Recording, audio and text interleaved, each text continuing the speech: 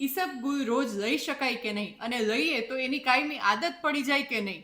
મોટા ભાગના લોકોને આ પ્રશ્ન હોય જ છે.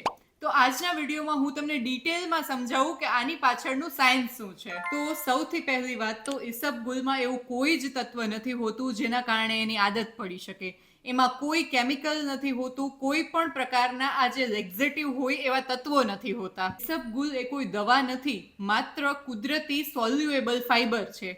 અને જો કુદરતી સોલ્યુએબલ ફાઈબરની આદત લાગતી હોય ને તો તમને શાકભાજીની, આખા અનાજની, ફ્રૂટ્સની વગેરે ચીજોની પણ લત લાગી જવી જોઈએ, પરંતુ નથી લાગીને. તો ઈસબગુલની પણ લત ના લાગે. તો ઈસબગુલ કામ કઈ રીતે કરે છે? બહુ સિમ્પલ છે. જ્યારે તમે પાણીમાં 1 ચમચી ઈસબગુલ ભેળવીને લો ત્યારે એ પાણીને શોષી લે છે અને એ એકદમ ફૂલી જાય છે, જેલ જેવી રચના બનાવી દે છે. આ જેલ તમારા સ્ટૂલને એટલે કે મળને સોફ્ટ બનાવે છે અને બહાર નીકળવામાં હેલ્પ કરે છે. પરંતુ એ આંતરડાનું કોઈ પણ પ્રકારે સંકોચન કરતું નથી કે મળને ફોર્સફુલી બહાર ધકેલતું નથી.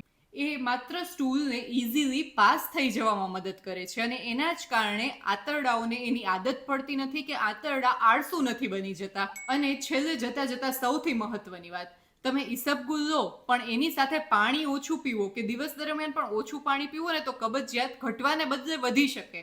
એટલે ઈસબગુલ જો તમે લેતા હોય તો પાણી પણ પૂરતા પ્રમાણમાં પીવું જ જોઈએ. તો આ વિડીયો જલ્દીથી સેવ અને શેર કરી દો અને કમેન્ટ્સમાં જણાવો કે આ વિશે તમારું શું માનવું છે.